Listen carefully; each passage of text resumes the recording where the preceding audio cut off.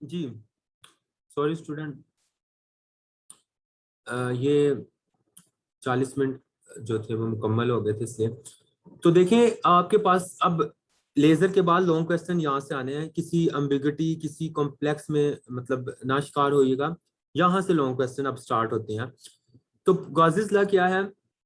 Gauss's law से Coulomb's law drive करें या कूलम्स लॉ से गॉसेस लॉ ड्राइव करें, ये लॉन्ग क्वेश्चन सीएसएस में और प्रोविंशियल एग्जाम में आया। उसके बाद आपके पास है गॉसेस लॉ या फ्राडेज लॉ। जब भी आप चलेंगे, आप जितने भी लॉ करेंगे या मैक्सवेल्स इक्वेशंस या एम्पियर्स लॉ, तो उन सब की आपको वो कहेगा इंटीग्रल, और जो है उसकी डिफरेंशियल फॉर्म्स लाजमी लिखें। तो इसलिए आपको वेक्टर्स वाले जो लेक्चर है उसको रिकॉल करना पड़ेगा, जो कि I think last lecture number 3 और 4 है। लेक्चर 3 का एंड वाला पोर्शन और लेक्चर 4 का शुरू वाला पोर्शन। तो आपके पास यहाँ पे है पेपर 1 का state and prove Gauss's law and right it's integral and differential form. आपको गॉसेस लॉ पता है कि electric flux passing through any close surface, आपके पास कोई भी क्लोज सरफेस है, उसके अंदर कोई चार्ज क्यू है, और आप उस क्लोज सरफेस में से निकलने वाले इलेक्ट्रिक फील्ड यहाँ से इलेक्ट्रिक फील्ड निकल रहा है, और इसके हर पॉइंट पर एरिया में से गुजर रहा है। इसका एरिया डी ए इधर से, डी ए इधर से। तो वो कह रहा है कि इस क्लोज चार्ज की मदद से कितना इलेक्ट्रिक फ्लक्स पैदा होगा। तो गॉसेस लॉ कहता है वो इलेक्ट्रिक फ्लक्स होगा 1/ε0, और टोटल जो इस स्फीयर के अंदर जो चार्ज बंद है उसका मल्टीपल। तो electric flux passing through any close surface is equal to the 1/ε0 times charge enclosed by that surface. ठीक है, अगर चार्ज इधर 2 कूलम है तो 1/2/ε0, अगर 2q है तो 2q/ε0। ये आपके पास गॉसेस लॉ की डेफिनेशन आ गई। It was not the major issue. आगे इसका प्रूफ, अब आपने प्रूफ एफएससी वगैरह वाले नहीं लिखने, मैं आपको बार बार कह रहा हूँ। आप प्रूफ इसमें डिफरेंशिएशन यूज करेंगे, इंटीग्रेशन यूज करके प्रूफ करेंगे, क्योंकि आपको डिफरेंशिएशन और इंटीग्रेशन के थ्रू हर चीज को अब सीएसएस के एग्जाम में करना होता है। आपके पास मेन चीज है, आपने इलेक्ट्रिक फ्लक्स निकालना है। तो अभी मैं ऊपर आपको इलेक्ट्रिक फ्लक्स बता के आ रहा हूँ कि इलेक्ट्रिक फ्लक्स आपके पास होता है, यहाँ से आप स्टार्ट लें, ई डॉट डी ए, तो ओवर अ क्लोज सरफेस। तो आपके पास ई क्या है? ई आपके पास इलेक्ट्रिक फील्ड है, और वो आपके पास क्या है? इलेक्ट्रिक फील्ड आपके पास होता है E is equal to electric field force over charge. Force यहाँ पे कूलम फोर्स, और क्यू आपके पास चार्ज। तो आप इधर लिख सकते हैं F/Q। एफ में आप वैल्यू पुट करें के Q1 Q2/r², क्यू से एक क्यू कट गया, तो आपके पास जो ई आएगा वो जनाब आ जाएगा KQ/r²। और ये ई एक आपके पास वेक्टर क्वांटिटी है, तो इसका वेक्टोरल फॉर्म में सारा यूनिट वेक्टर आर लिखना पड़ेगा, जो मैंने आपको ऊपर कूलम्स लॉ में बताया था। इसी तरह डी ए का मतलब ये है कि डी ए एरिया और साथ में उसका वेक्टोरल फॉर्म। अगर ये आपके पास एरिया है एक, ये, तो ये जो एरिया है ये डी ए, इस एरिया का मैग्नीट्यूड होगा, और ये डायरेक्शन होगी। देखें, तो ये आपके पास डायरेक्शन आ गई। तो आप इसका स्टार्ट लेंगे इलेक्ट्रिक फ्लक्स से। तो आपके पास इलेक्ट्रिक फ्लक्स आ गया ई और डी ए की वैल्यू पुट करने के बाद। अब यहाँ पे आर और एन की एक ही डायरेक्शन होगी। अगर आपके पास एक क्लोज सरफेस है, यहाँ पे आपके पास चार्ज है, यहाँ से ई निकल रहा है, तो इस पॉइंट का हम एक एरिया लेंगे, उसकी डायरेक्शन भी यही होगी जो कि आपके पास ई की डायरेक्शन है। लिहाजा ई की डायरेक्शन जो आर है और डी एन की जो डायरेक्शन है, ये दोनों डायरेक्शन हर जगह पैरेलल होंगी। होता यह है कि आपके पास ये जो होता है पूरा एक क्लोज सरफेस, उस क्लोज सरफेस को हम छोटे छोटे पैचेस में तकसीम कर लेते हैं, और हर पैच का एरिया हम कहते हैं इंतहाई छोटा है, जो कि आपके पास डी ए है। और उन सब पैचेस को जब जमा कर लिया जाए, उनका इंटीग्रल ले लिया जाए, तो वो एरिया ऑफ दिस स्फीयर बन जाता है, या एरिया ऑफ दिस सर्कल बन जाता है। आगे समझ के नहीं, ये बात है।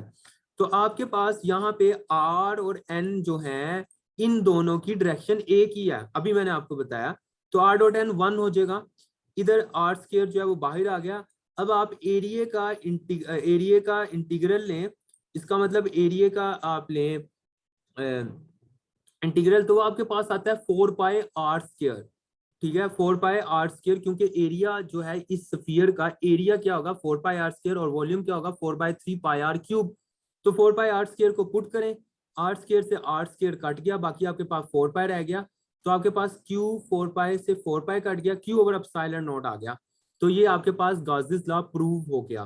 तो अब आपने जो गाउसेस लॉ प्रूव करना है, आप पहले इलेक्ट्रिक फ्लक्स लें। Electric flux is equal to E dot D A. E की वैल्यू पुट करें, डी ए की वैल्यू पुट करें, डी ए की 4 पाई आर स्क्वायर, ई की K Q over are square, R square से R square काट कूट के आपके पास एंड पे answer electric flux Gauss's law का क्या आएगा, क्यू ओवर एप्सिलॉन नॉट। ये तो आपके पास गाउसेस लॉ आ गया। एग्जामिनर आपसे पूछता है कि गाउसेस लॉ की तारीफ करें, गाउसेस लॉ की इंटीग्रल और डिफरेंशियल फॉर्म दोनों लिखें, ठीक है ना। मेन चीज ये है। अब आपने इसकी इंटीग्रल फॉर्म क्या लिखनी है और इसकी डिफरेंशियल फॉर्म क्या लिखनी है वो आपने देखना है। इंटीग्रल फॉर्म आपके पास सिंपल है कि आपको पता है कि आप जो चीज यूज कर रहे हैं वो एक स्फीयर है। अब वो जो स्फीयर है उसके अंदर जो चार्ज है उसकी चार्ज डेंसिटी क्या होगी। अब यहाँ पे आपके पास 3 शेप्स होती हैं। एक आपके पास लेंथ होती है जिसकी चार्ज डेंसिटी होती है, उसे हम कहते हैं लाइन चार्ज डेंसिटी। अगर एक लाइन पे निकालनी है तो उसकी चार्ज डेंसिटी को हम कहते हैं लाइन चार्ज डेंसिटी। अगर आपने एक एरिया में निकालनी है तो उसकी चार्ज डेंसिटी को हम कहते हैं एरिया चार्ज डेंसिटी, या हम उसे कह सकते हैं स्फीयर चार्ज डेंसिटी। एरिया वाली चार्ज डेंसिटी को हम क्या कहेंगे, एरिया चार्ज डेंसिटी या स्फीयर चार्ज डेंसिटी। और एक आपके पास पूरा स्फीयर के अंदर 3 डायमेंशनल जो होती है पूरे वॉल्यूम के अंदर, वो आपके पास कहलाती है वॉल्यूम चार्ज डेंसिटी। तो यहाँ पे मैं एक ले रहा हूँ स्फीयर और उसका हम वॉल्यूम ले रहे हैं कि उस स्फीयर के वॉल्यूम में हर जगह, जैसे एक बलून है तो बलून के अंदर चार्ज हर जगह है। अगर बलून 2 डायमेंशनल हो तो वो एरिया होगा, अगर वो 3 डायमेंशनल है तो वो आपके पास क्या होगा, बलून का स्फीयर का वॉल्यूम होगा। तो इन दैट केस हम बात करें क्लोज्ड पाथ की, तो वो आपके पास क्या चीज होगी, वो आपके पास वॉल्यूम होगा। तो वॉल्यूम चार्ज डेंसिटी आपके पास क्या होगी, वो होगी वॉल्यूम चार्ज डेंसिटी को हम रो से जाहिर करते हैं, rho is equal to D Q over D V, यानी वॉल्यूम चार्ज डेंसिटी आपके पास ये है। अगर मैं बात करूं एरिया चार्ज डेंसिटी, एरिया की जो सारी पॉइंट मैं अभी डिस्कस कर रहा हूं ताकि आगे जाके मसला ना हो, तो एरिया चार्ज डेंसिटी क्या क्या होगी, डी क्यू ओवर डी ए, क्योंकि अब आप एरिया पे ले रहे हैं। और अगर मैं बात करूं लीनियर चार्ज डेंसिटी, तो मेरे पास जो लीनियर चार्ज डेंसिटी होगी कोई भी लाइन की, वो हमारे पास होगी, उसको हम लैम्डा कहते हैं, वो हमारे पास होगी D Q over D L length पे। तो ये तीनों चार्ज डेंसिटी आपके पास आ गई। In that case we are taking volume charge density, तो आपके पास वॉल्यूम चार्ज डेंसिटी क्या है, d Q over D v, ठीक है। यहां से डी क्यू आपके पास क्या आ जाएगा, रो डी वी, और क्यू खाली क्या आ गया, क्योंकि मुझे दोनों तरफ डिफरेंशियल खत्म करना है तो मुझे इंटीग्रल लेना पड़ेगा, क्योंकि डिफरेंशियल का विद ऑपोजिट जो होता है वो इंटीग्रल होता है। तो इस तरफ दोनों इंटीग्रल लें, तो ये आपके पास आ गया इंटीग्रल रो डी वी। ये आपके पास आ गया चार्ज, वो चार्ज जो कि किसी भी वॉल्यूम के अंदर है, in the form of volume charge distribution या वॉल्यूम चार्ज डेंसिटी। आपने निकालना था इंटीग्रल फॉर्म ऑफ गाउसेस लॉ। अब आपके पास गाउसेस लॉ क्या है, क्यू ओवर एप्सिलॉन नॉट, और ये इलेक्ट्रिक फ्लक्स बराबर है ई डॉट डी ए के। अब देखें आपके पास लेफ्ट हैंड साइड इंटीग्रल आ गई, ये देखें ई डॉट डी ए, और ये अभी हमने निकाला है ये किसके बराबर है, क्यू ओवर एप्सिलॉन नॉट के। अब मुझे मेरी राइट हैंड साइड जो कि क्यू ओवर एप्सिलॉन नॉट है इसे भी इंटीग्रल फॉर्म में लाना है। तो इसे इंटीग्रल फॉर्म में लाने के लिए मैं क्या करूंगा, क्यू का वैल्यू लिखूंगा जो कि इंटीग्रल में आ गई है, और वो क्या है, रो डी वी। तो इधर आपके पास आ गया 1 ओवर एप्सिलॉन नॉट, क्यू की वैल्यू पुट करें, rho D V over volume V के इंटीग्रल है, तो लिहाजा आपके पास ये आपके पास इंटीग्रल फॉर्म आ गई किसकी, इंटीग्रल फॉर्म आ गई आपके पास गाउसेस लॉ की। दोबारा देखें, इंटीग्रल फॉर्म का मतलब है कि आपने गाउसेस लॉ को इंटीग्रल में लिखना है, उसकी लेफ्ट और राइट दोनों साइड पे इंटीग्रल हो। तो लेफ्ट हैंड साइड आपको पता है ई डॉट डी ए के बराबर इलेक्ट्रिक फ्लक्स होता है, right hand side Q over epsilon not है, क्यू ओवर एप्सिलॉन नॉट में क्यू को वॉल्यूम चार्ज डेंसिटी से रिप्लेस करें जो कि आपके पास इंटीग्रल फॉर्म में है, आपका आंसर आ जाएगा। तो ये आपके पास आ गई इंटीग्रल फॉर्म ऑफ गाउसेस लॉ। अब आपके पास है डिफरेंशियल फॉर्म। ये फॉर्म जो है इसके समझने के लिए आपको वेक्टर वाला टॉपिक रिकॉल करना पड़ेगा। मैंने वेक्टर में आपको 2 टॉपिक एंड पे कराए थे और मैंने कहा था इंशाल्लाह इस साल 10 नंबर का स्टोक्स थ्योरम या आपके पास गाउसियन डाइवर्जेंस थ्योरम, दोनों में से एक लाजमी आ रहा है क्योंकि 2021 में उसने वेक्टर में से कोई क्वेश्चन नहीं दिया। तो अब आप देखें यहाँ पे आपके पास 2 थ्योरम है, एक गाउसियन डाइवर्जेंस थ्योरम है और एक आपके पास है स्टोक्स थ्योरम। अब गॉसियन डाइवर्जेंस थ्योरम अगर मैं थोड़ा सा याद करा दूं उनको जिन्होंने पेपर 1 में लिया था मुझसे लेक्चर, तो आपके पास कहता है delta dot E d v, ये चीज आपके पास थी, ये बराबर होती है, मतलब फॉर एग्जांपल मैं उस वक्त आपको बता रहा था ए, अगर आपको याद हो ए डॉट डी आर, ये गॉसियन डाइवर्जेंस थ्योरम है, ए डॉट डी आर बराबर होता है डेल्टा डॉट ई, सॉरी ए डॉट डी ए है, क्योंकि ये बात है गॉसियन डाइवर्जेंस थ्योरम की। ए डॉट डी ए एरिया है या डी एस, डी एस का मतलब भी एरिया है, वहां पे हमने डी एस पढ़ा था, तो बात एक ही है। ए डॉट डी एस यानी सरफेस इंटीग्रल बराबर होता है किस चीज के, delta dot E into D v, ठीक है। ये आपके पास वहां पे था, ये आपके पास था Gaussian divergence theorem, surface integral of vector component A बराबर होता है gradient of gradient of that vector over a integral of volume. तो ये आपके पास डेल्टा डॉट ए, ये देखें। अब इस चीज को दोबारा मैं बता देता हूँ, ए आपके पास है कोई भी vector A dot d S लिख लें या एरिया लिख लें, आएगा आपके पास यहाँ पे एरिया, लेफ्ट हैंड साइड पे एरिया है तो यहाँ पे आपके पास क्या होगा, वॉल्यूम होगा, ये याद रखें। यहाँ ए है तो आप जो ग्रेडियंट लेंगे वो किसका लेंगे, ए का लेंगे। अगर इधर एफ है तो आप ग्रेडियंट किसका लेंगे, एफ का। अगर इधर ई है इस साइड पे तो आप ग्रेडियंट किसका लेंगे, ई का ग्रेडियंट आप लेंगे। तो डिफरेंशियल फॉर्म निकालने के लिए आपके पास इंटीग्रल फॉर्म ये है जो अभी निकाल के आए हैं, डाइवर्जेंस थ्योरम अप्लाई करें तो ये क्या हो जाएगा, E dot D A delta gradient of E. अगर इधर ई है तो इधर ई आएगा, आगे चल के हम एम्पियर्स लॉ में यहाँ बी होगा तो हम यहाँ बी पुट करेंगे, और अगर यहाँ पे एरिया है तो एरिया से रिलेटेड उसका वॉल्यूम आ जाएगा। और जिस तरह इधर मैंने पहले आर लिखा था जो कि स्टोक थ्योरम में आता है, अगर इधर डी आर है तो यहाँ पे एरिया आ जाएगा, और अगर यहाँ पे एरिया है तो राइट हैंड साइड पे क्या आ जाएगा, वॉल्यूम आ जाएगा। तो ये आपके पास मैंने डाइवर्जेंस थ्योरम सिंपल सा बताया, अगर आप रिकॉल करना चाहें तो लेक्चर 2 और 3 जो है उसको दोबारा देखें। तो ई डॉट डी ए आपके पास delta dot E into D V होता है, ठीक है। ये अब आपके पास ई डॉट डी ई मैंने प्रूव किया, ये बराबर है delta dot E d v, तो इसको इसकी जगह पुट करें तो delta dot E d v बराबर आ जाएगा 1 over epsilon naught rho D v, और ये वॉल्यूम क्या आ रहा है क्योंकि आप इंटीग्रल ले रहे हैं ओवर द वॉल्यूम। अब आप क्या करें, इस पूरे पॉइंट को उठा के वहां ले जाएं, तो इसको जब वहां लेकर जाएंगे तो इनमें से डीवी कॉमन आ गया, डीवी आपने कॉमन ले लिया, बाकी रो ओवर एप्सिलॉन नॉट अंदर आ गया क्योंकि डीवी कॉमन आ गया। अब आपके पास 2 फैक्टर बन गए, एक फैक्टर आपके पास ये बन गया और सेकंड फैक्टर आपके पास ये बन गया। अब डीवी 0 के बराबर नहीं हो सकता, वॉल्यूम 0 के बराबर कैसे होगा, क्योंकि वॉल्यूम है तो कुछ अंदर चार्ज होगा तो जिसकी वजह से इलेक्ट्रिक फ्लक्स बनेगा, अगर वॉल्यूम ही नहीं तो चार्ज कहाँ जाएगा, तो इसलिए डीवी 0 नहीं हो सकता। तो 0 कौन सा फैक्टर होगा, ये वाला फैक्टर 0 होगा।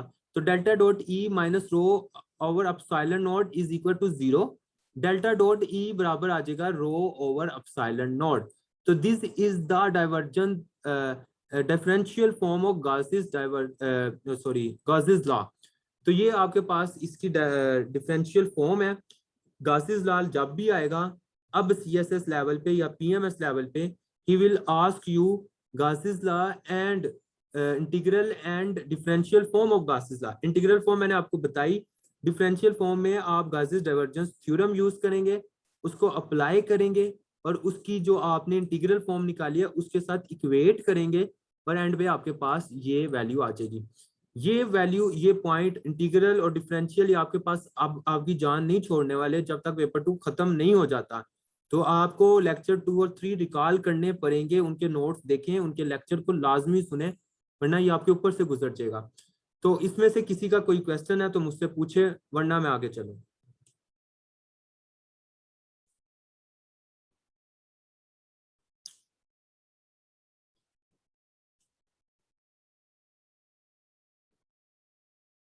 जी मुझे लगता है कोई क्वेश्चन नहीं, चलें अच्छी बात है। आगे चलते हैं। गाजिस लॉ, गाजिस लॉ आपने कर लिया। कूलम्स लॉ को गाजिस लॉ से ड्राइव करें, मतलब गाजिस लॉ को इस्तेमाल करते हुए कूलम्स लॉ की तरफ जाएं। अब मेरी एक बात याद रखें, कूलम्स लॉ की जो एप्लीकेशन है ना वो गाजिस लॉ है। कूलम्स लॉ आपको इलेक्ट्रिक फील्ड का कॉन्सेप्ट देता है, गाजिस लॉ आपको किसी भी चीज में से इलेक्ट्रिक फील्ड निकाल के देगा, जो कि हम आगे करेंगे इंशाल्लाह नेक्स्ट लेक्चर में। जुम्मे का जो मेरा लेक्चर होगा उसमें हम 4 तरीके हैं, 4 चीजों में से हम गाजिस लॉ मदद करके इलेक्ट्रिक फील्ड निकालेंगे। तो कूलम्स लॉ की एप्लीकेशन है गाजिस लॉ।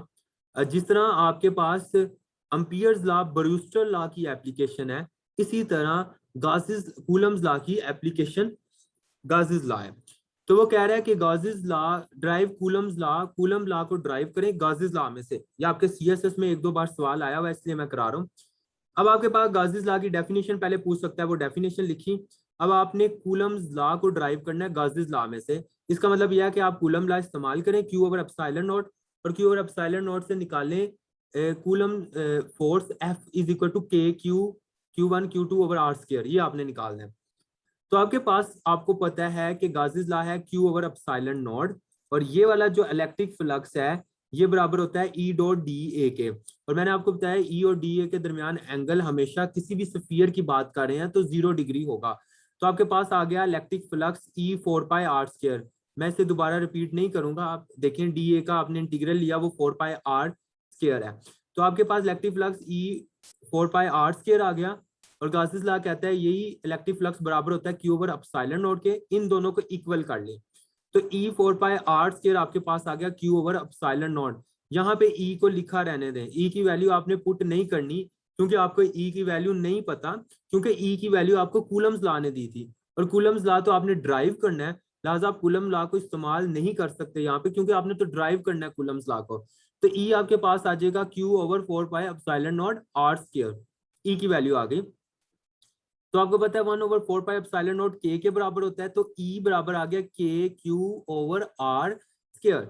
अब देखें ई जो है ये इलेक्ट्रिक फील्ड है और मुझे ड्राइव करना है कूलम लॉ, एफ फोर्स निकालनी है, और आपको पता है कि ई बराबर होता है एफ ओवर क्यू के। तो यहाँ पे लिखें E is equal to F over q, F is equal to E q. ठीक है, F is equal to E q लिखें। तो एफ आपके पास ई क्यू के बराबर आ गया, क्यू नोड को आप मल्टीप्लाई करें तो आपके पास फोर्स जो है वो आ जाएगी k q naught over are square. तो यही आपके पास क्या है, कूलम लॉ है कि आपके पास एक चार्ज क्यू है, दूसरा चार्ज आपके पास क्यू नोड है।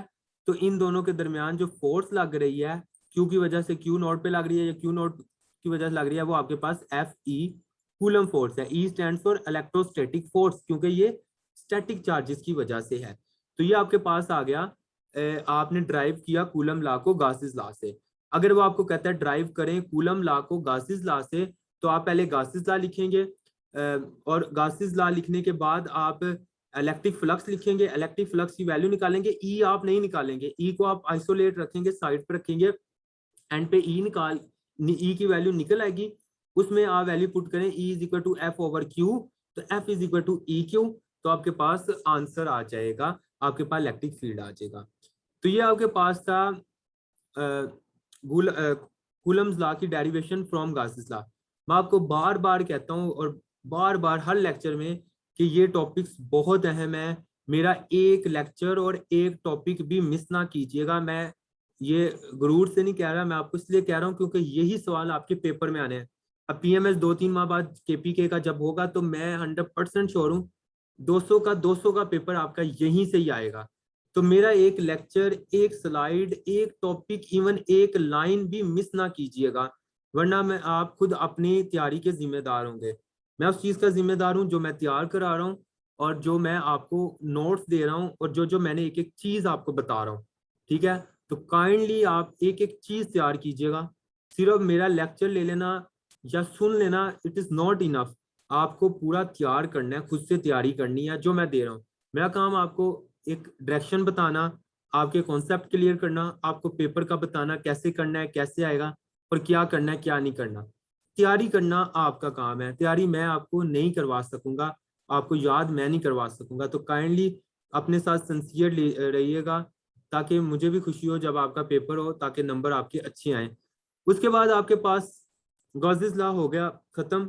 गॉसेस लॉ की डेरिवेशन है, सॉरी एप्लीकेशंस है कि गॉसेस लॉ को आप यूज करके मुख्तलिफ चीजों में से इलेक्ट्रिक फील्ड निकाल सकते हैं। तो इसमें मैं आज जो टॉपिक कराऊंगा, मेरे पास 2-3 टॉपिक हैं कि आप किस तरह इलेक्ट्रिक फील्ड गॉसेस लॉ इस्तेमाल करके किन किन चीजों में से निकाल सकते हैं। छोटे छोटे टॉपिक हैं, सीएसएस में आखिरी वाले आए हुए हैं, ये नहीं आए, लेकिन इनको एक तरतीब में कराना मेरा जिम्मेदारी है।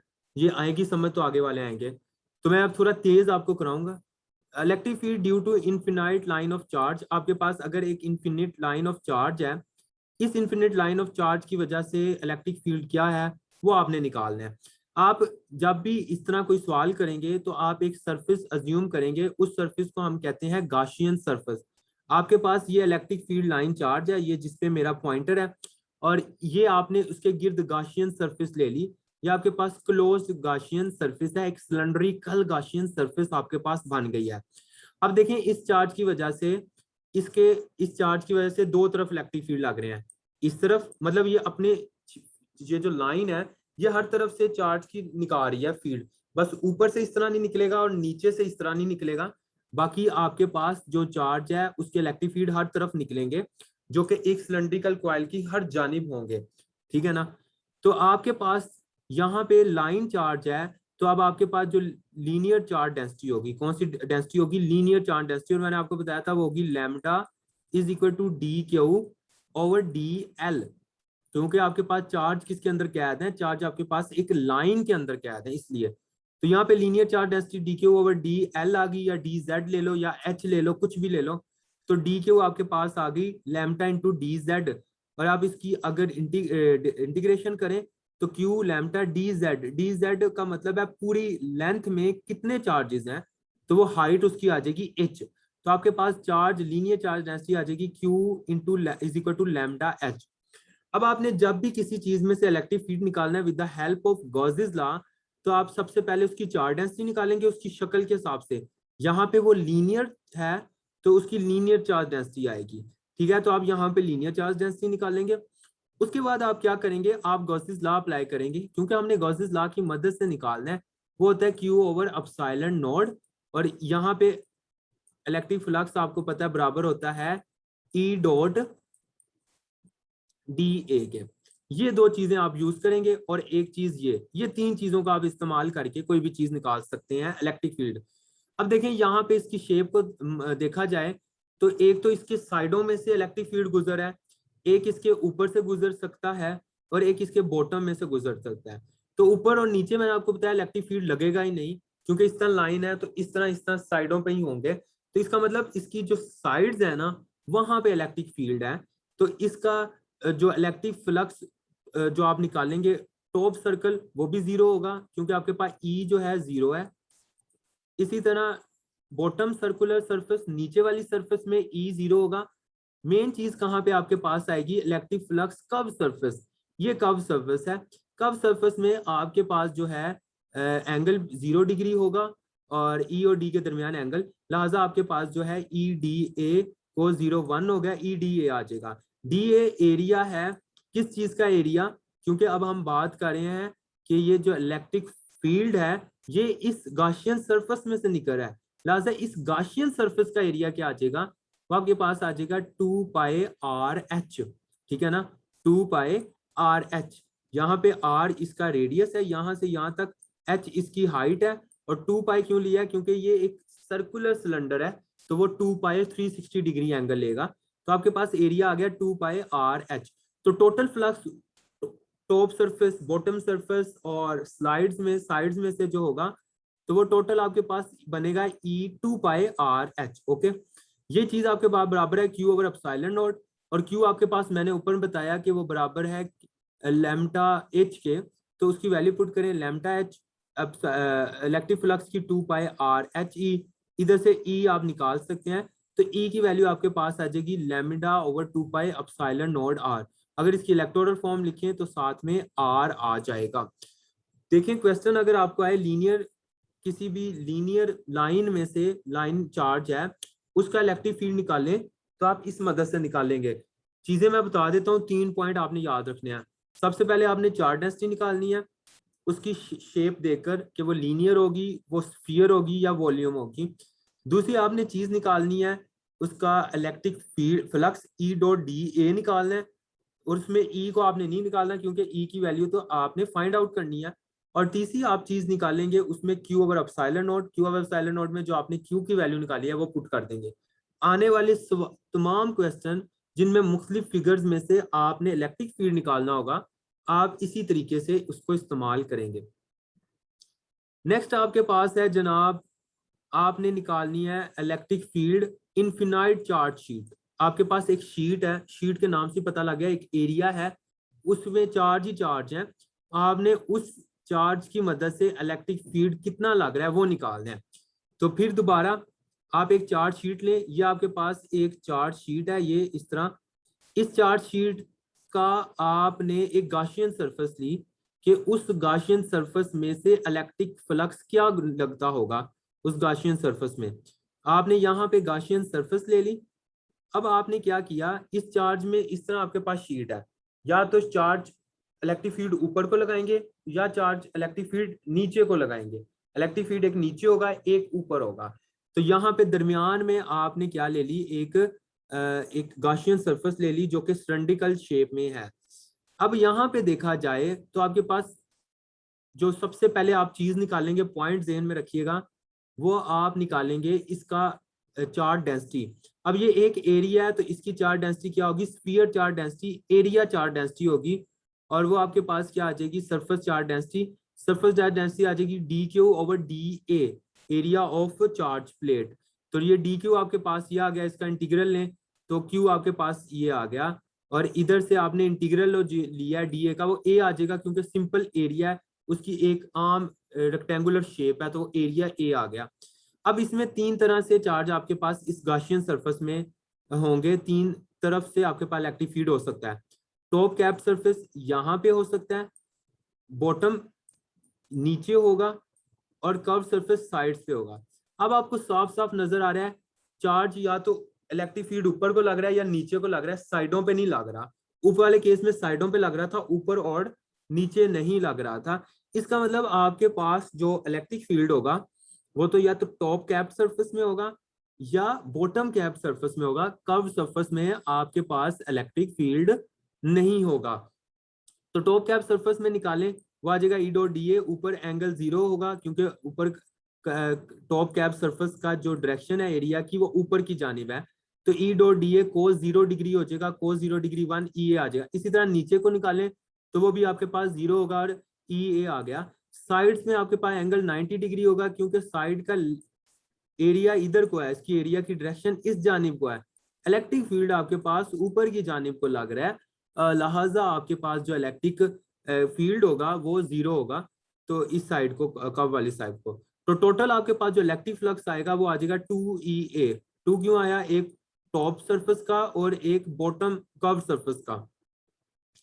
और आपको पता है ये इलेक्ट्रिक फ्लक्स आपके पास बराबर है क्यू ओवर एप्सिलॉन नॉट के। क्यू की वैल्यू पुट करें, क्यू की वैल्यू आपको पता है ऊपर निकाली है, sigma into A, surface charge density into area, और ये इलेक्ट्रिक फ्लक्स बराबर है 2EA के।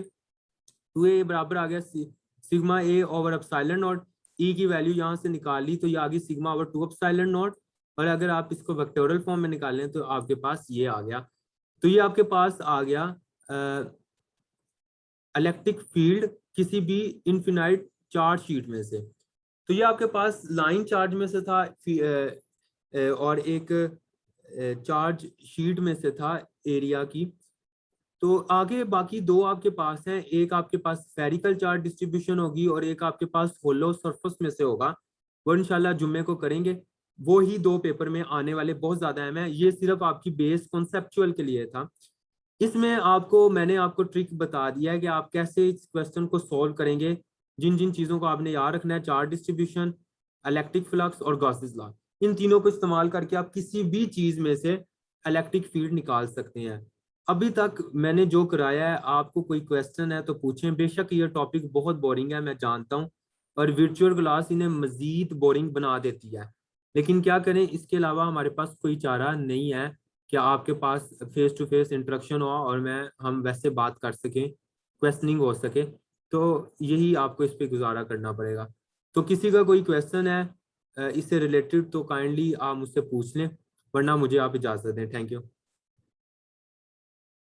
जी स्टूडेंट्स।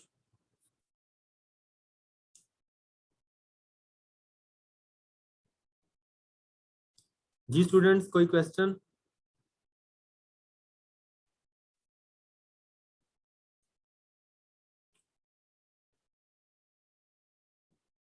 जी स्टूडेंट, किसी का कोई क्वेश्चन, वरना आप मुझे फिर इजाज़त दें।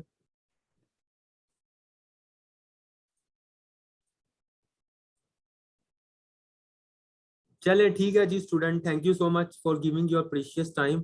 इंशाल्लाह I am hopeful you will prepare this all topics, और इंशाल्लाह मेरे साथ चलेंगे, इन्हें तैयार करें लाजमी। जुमे को मैं आपसे मिलता हूँ। सिलेबस अभी काफ़ी सारा रहता है, लिहाजा मुझे थोड़ी क्लास लंबी लेना पड़ जाएगी और थोड़ा तेज़ होना पड़ेगा। कोई चीज़ समझ ना आए तो आप रिकॉर्डिंग को बारहा दफ़ा सुन सकते हैं, जिससे आपकी शायद मदद हो सके। जी thank you so much, thank you.